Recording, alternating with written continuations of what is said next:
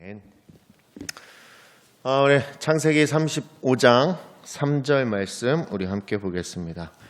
창세기 35장 3절 말씀 우리 한 절인데요. 같이 보겠습니다. 우리 가정에서 예배드리시는 분들 함께 창세기 35장 말씀 함께 보겠습니다. 네, 35장 3절 말씀 찾으신 줄로 알고 우리 방송으로 예배드리시는 분들 함께 읽겠습니다. 우리가 일어나 베델로 올라가자. 내 환난 날에 내게 응답하시며 내가 가는 길에서 나와 함께 하신 하나님께 내가 거기서 제단을 쌓으려 하노라 하매. 아멘. 하나님의 말씀입니다. 우리 가정에 계신 분들, 네, 샬롬. 반응이 없으니까 참 힘드네요, 이게. 방송으로 예배를 한다는 게 쉽지가 않은데 어쨌든 여러분 이 영상 보고 계실 줄로 믿습니다. 그곳에서도 동일한 은혜 가운데 하나님께서 이끄심을 경험되는 그 시간 되기를 소원합니다. 제가 오늘 이제 여러분들과 같이 말씀 나누기 위해서 여러 가지 자료도 찾고 막 애를 썼는데 항상 이 말씀을 전하는 자리는 굉장히 부담스럽고요. 또 어려운 자리라는 것을 항상 매번 느낍니다. 그러니까 말씀을 준비하고 묵상하면서 더 많은 떨림이 제 안에 있는데 말씀 앞에서 항상 한 번도 빠짐없이 나약해지는 내 자신을 보게 됩니다. 그러면서 혹시라도 내가 잘못 전하는 것이 있으면 어떻게 하나? 또 내가 하고 싶은 말을 하고 있는 건 아닌지, 그리고 충분한 준비의 시간이 있었는지를 항상 체크하게 됩니다. 그러니까 결국 불안하고 결국은 나약해지는 나 자신을 마주할 때가 있습니다. 그러니까 말씀을 준비한다라는 것은 떨리는 일임에 틀림이 없는데 게다가 그 자리에서 뭔가를 실수하고 싶지 않은 마음과 또 하나님의 말씀을 전한다는 거룩한 부담감이 있기 때문에 많은 나의 나약한 모습들을 바라보게 됩니다. 예전에 이제 제가 마술로 한창 바쁠 때였어요. 교회에서 초청하는 행사들은 사실은 미리 준비해서 갈 수가 없어요. 그냥 현장에 가서 현장의 상황을 보고 그에 따라 맞춰서 이렇게 저렇게 움직여서 그 행사를 치러내야 하는데 그냥 가서 다 준비해야 되고 가져간 도구들을 사용 못할 때도 있을 만큼 막 여러 가지 상황들에 놓여 있습니다. 아무튼 복잡합니다. 그래서 어느 날은 정신없이 부산에서부터 6개의 공연을 하면서 서울로 올라오는 일정이었는데 그 일을 너무 바쁘니까 도와주겠다고 제 친구가 동행했습니다. 그리고 나서 다 끝내고 서울에 올라오는 차 안에서 그 친구가 저한테 얘기했습니다. 야, 얼마나 준비하면 이런 상황들을 다 감당하는 거야? 이렇게 물어봤어요. 그래서 제가 대답했습니다. 아니, 준비할 수가 없어. 그냥 그때 알아서 막 하는 거야. 그때 준비하면 늦고 오래 걸리고 그 일들을 사실은 감당할 수 없습니다.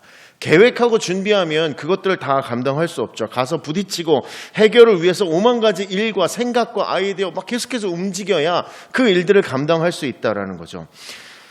과거에서부터 지금까지 제가 섬겼던 많은 공동체들은 항상 문제가 생기고 사라지고를 반복했습니다. 나 혼자 감당해서 그것들을 해결할 수 있는 문제들도 있었지만 모두가 함께 모여도 불가능한 문제들도 있었습니다.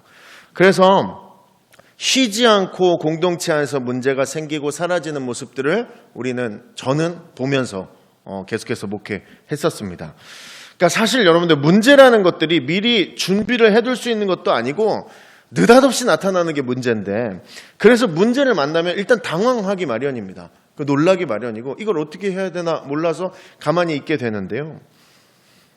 제 오래 목회하신 선배님들을 만날 때마다 이런 부분에서 이제 질문을 합니다. 그러면 그분들은 항상 똑같이 얘기하십니다.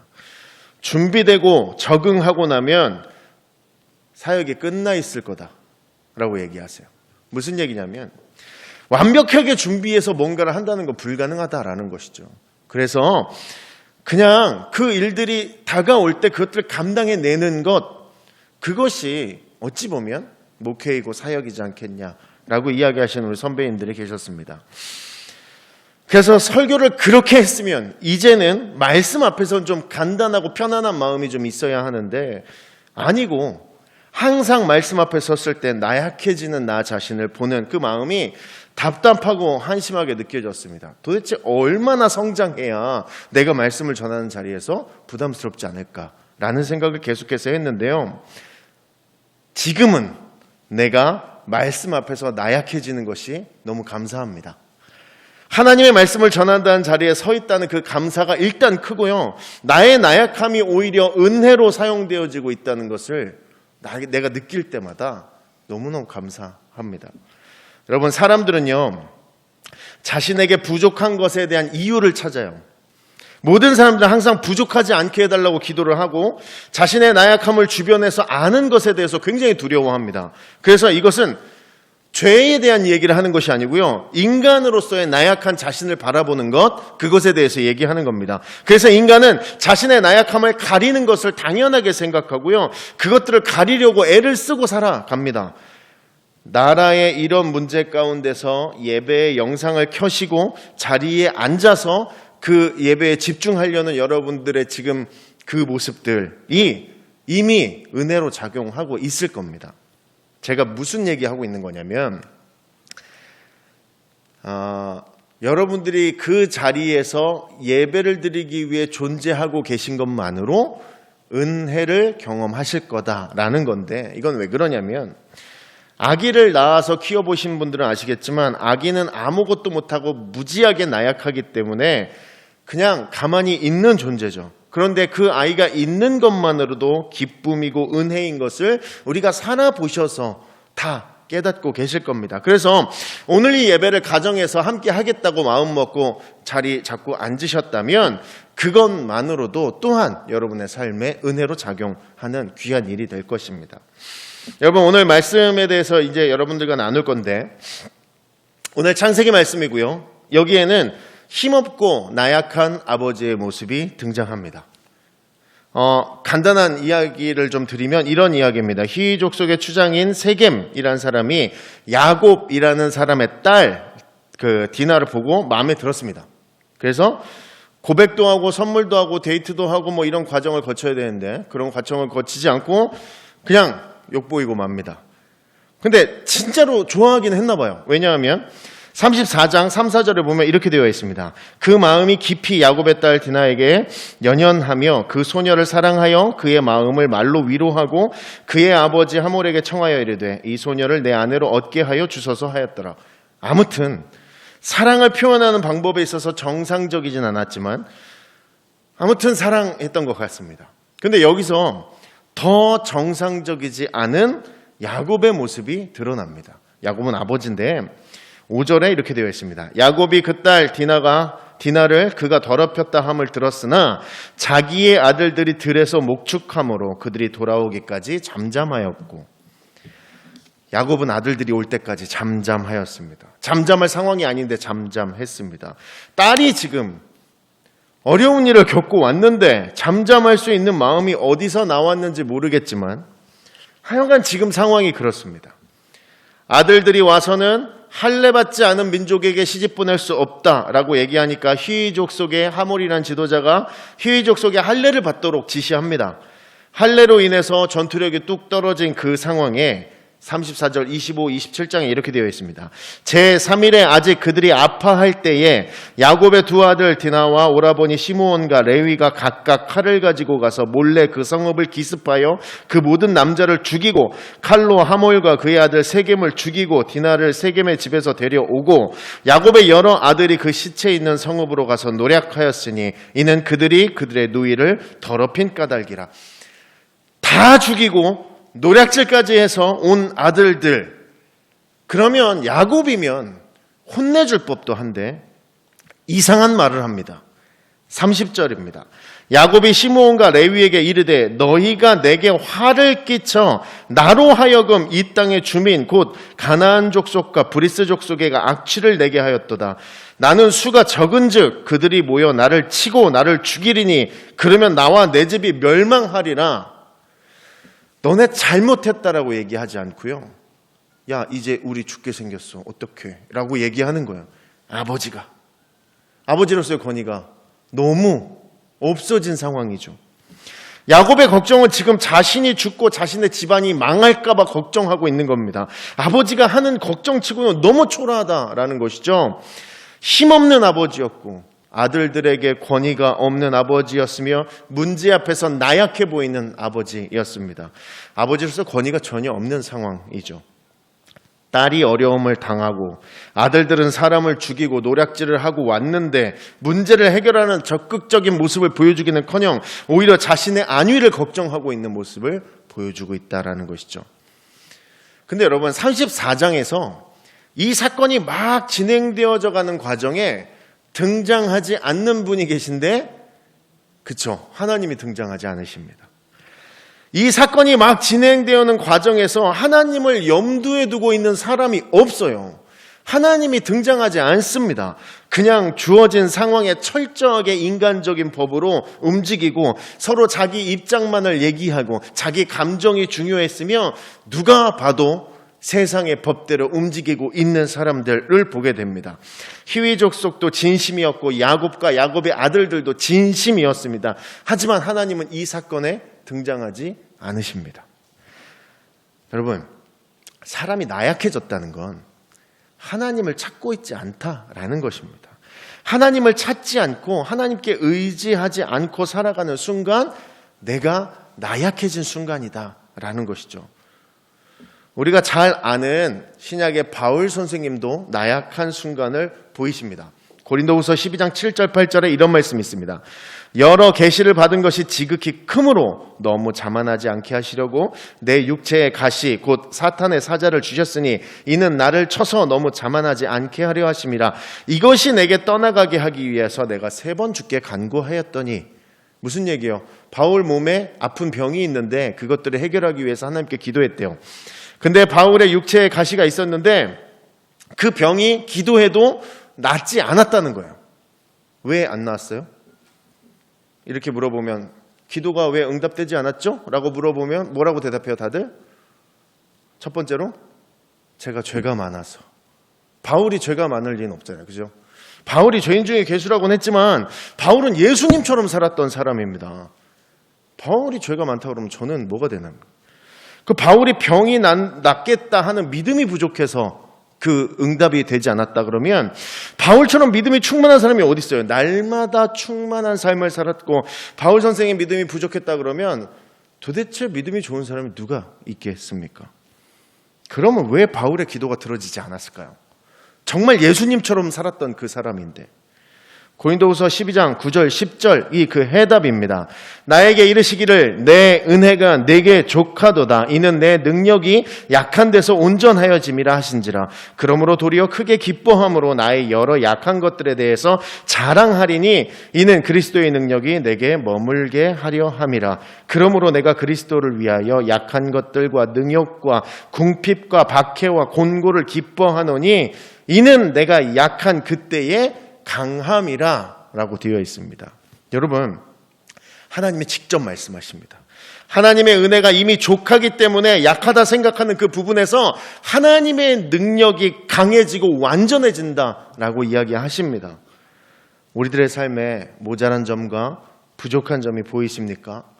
우리들의 신앙에 뭔가 부족함이 느껴지십니까? 한국교회에 뭔가 부족과 모자람이 보이십니까? 나약해 보이고 부족해 보이고 모자라 보여서 안타까운 마음을 가지고 계십니까? 그래서 그 부족들을 위해서 내가 열심히 기도했는데 그 기도가 들어지지 않는 것 같은 답답한 상황에 놓이지는 않으셨습니까? 여러분, 뭐를 해도 안 되는 거니까 그냥 야곱처럼 누군가 해결하겠지 하는 마음으로 좌절해 계신 것은 아닙니까? 어떤 상황에도 우리들은 한 가지를 기억해내야 됩니다. 지금 한국의 기독교는 굉장한 어려움 가운데 빠져 있습니다. 그런데 이 순간에도 우리가 잊지 말아야 한 가지가 있는데 하나님을 의지해야 합니다. 하나님을 의지할 때 우리가 약했다고 생각했던 그 부분들이 족한 은혜로 변화될 줄로 믿습니다. 우리들의 그 약한 부분이 바로 은혜된다라는 것이죠. 삶의 문제가 나타나고 그 문제로 인해 내가 힘없고 나약한 존재로 인식될 때 그때가 하나님의 능력이 완전하여질 때다라고 오늘 말씀하신 그 하나님, 나의 인생에 연약한 부분이 있다면 족한 은혜로 변화할 것입니다. 한국교회의 어려움을 지금 토로하고 있다면 그 어려운 자리를 통하여서 하나님의 능력이 완전하여질 것입니다. 사실은 이 세상을 살고 존재하는 것만으로도 은혜입니다. 그러나 우리들은 문제를 통해 우리의 연약을 깨닫고 있죠. 그때는 하나님의 능력이 완전해짐을 우리가 알고 경험하고 체험되는 시간이다라는 것이죠. 우리에게 약한 부분이고 어려운 부분이고 우리가 해결할 수 없는 부분이라면 이제 하나님께서 일하실 것입니다. 야곱이 그 문제를 겪고 두려워 떨고 자신의 나약함을 한창 드러내고 있을 때 하나님께서 말씀하십니다. 하나님이 야곱에게 이르시되 일어나 베델로 올라가서 거기 거주하며 내가 내 형 에서의 낯을 피하여 도망하던 때에 내게 나타났던 하나님께 거기서 제단을 쌓으라 하신지라. 이제 하나님의 말씀을 듣고 과거 형 에서를 피해 있던 곳에서 다시 만났던 그 하나님을 야곱은 이제 기억해냅니다.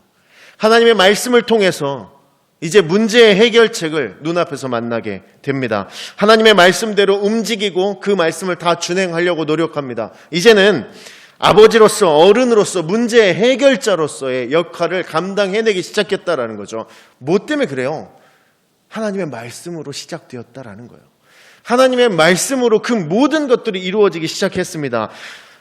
우리가 베델로 올라가자라고 가족들에게 공동체에게 명령하면서부터 야곱의 부족함이나 연약함은 전혀 나타나고 있지 않습니다. 오히려 하나님의 사람으로서의 모습이 강하게 드러나고 있습니다. 3절에 우리가 읽었죠. 우리가 일어나 베델로 올라가자 내 환난 날에 내가 응답하시며 내가 가는 길에서 나와 함께 하신 하나님께 내가 거기서 제단을 쌓으려 하노라 하매, 이 말을 전달하면서 아버지로서의 권위와 리더로서의 권위와 하나님의 말씀을 전달하는 전달자로서의 모든 권위가 세워지기 시작합니다. 하나님의 말씀대로 움직이고 하나님의 말씀을 준행했을 뿐인데 야곱에겐 문제의 해결이 눈앞에 보이기 시작했다라는 것이죠. 말씀을 따른 것뿐인데 야곱에게 나타난 복잡하고 인간이 풀어내기 어려운 상황들이 모두 해결되어지는 모습들을 우리가 말씀을 통해 알 수 있습니다. 사랑하는 여러분, 우리 일상교회 공동체의 베델은 어디에 있습니까? 하나님은 우리에게 어떤 명령을 내리셨고 우리들은 그 하나님의 명령에 얼마나 준행하고 있습니까? 인간들은 말씀을 따라 문제를 해결하고 있는 것 같이 보이십니까? 우리들에게 주어진 문제를 해결함에 하나님의 말씀을 사용해야 합니다. 한국교회가 위기고 지금 억울하며 핍박을 받고 있다면 우리는 하나님의 말씀을 무기로 그들 앞에 서야 합니다. 우리가 그동안 너무나 어렵고 좌절하고 포기하고 할 수 있는 게 없다라고 고백했다면 이제 하나님이 일하심을 바라보아야 합니다. 나에게 있어, 우리 공동체에게 있어, 우리 한국교회에 있어, 전 세계의 기독교인들에게 있어 베델의 자리가 어디인지 깨달아야 합니다. 그 자리에 서는 것이 지금을 사는 우리들에게 가장 중요한 자리이며 하나님께서 가라고 명한 그 자리에 설 수 있는 그 용기가 우리의 삶을, 우리 공동체를 변화시키실 것입니다. 하루빨리 만나 교제하고 대화하고 예배하는 우리들 되기를 소원합니다. 하루빨리 다시 만나서 예배 끝나고 점심 먹고 같이 모여서 떠들고 그런 삶을 다시 살아보고 싶고 다시 신앙하고 싶습니다. 이 문제들의 해결을 위해 우리들의 연약함을 가리고 피해서는 아무 해결을 가져올 수 없습니다. 정확히 보고 드러내어서 하나님의 온전함이 이루어지는 귀한 시간을 맞이해야 합니다. 더 이상 우리의 것들을 가려서는 이 문제들을 해결할 수 없습니다. 하나님께서 드러내어서 징계하려고 하시는 것이 아니라 그것들을 해결하시기 위해 드러내신다라는 믿음으로 우리의 문제들, 어려움들, 부족함들 다 드러내야 합니다. 하나님을 의지한 야곱의 선포 때문에 온 가족이 하나님께로 돌아선 것처럼 오늘 우리 하나님께로 향한 선포가 우리의 삶을 그렇게 바꾸기를 소원합니다. 사랑하는 우리 일상교회 공동체 여러분, 가정에서 지금 예배드리시고 계신 여러분들, 답답한 마음이실 수도 있고 안타까운 마음이실 수도 있으며 뭔가 패배한 것 같고 진 것 같은 마음 들을 수도 있으실 겁니다만, 여러분, 기독교인은 다시 하나님을 붙잡는 겁니다. 다시 하나님께 의지하는 겁니다. 주어진 상황은 암울하고 답답하지만 다시 하나님 붙들어서 하나님의 힘으로 살아나가는 것, 어쩌면 우리에게 지금 훈련되어져야 될 모습 중에 하나가 아닐까, 이 시간 함께 나누어 봅니다. 여러분, 우리가 부족한 것들 모두 다 결국 은혜의 자리가 될 것입니다.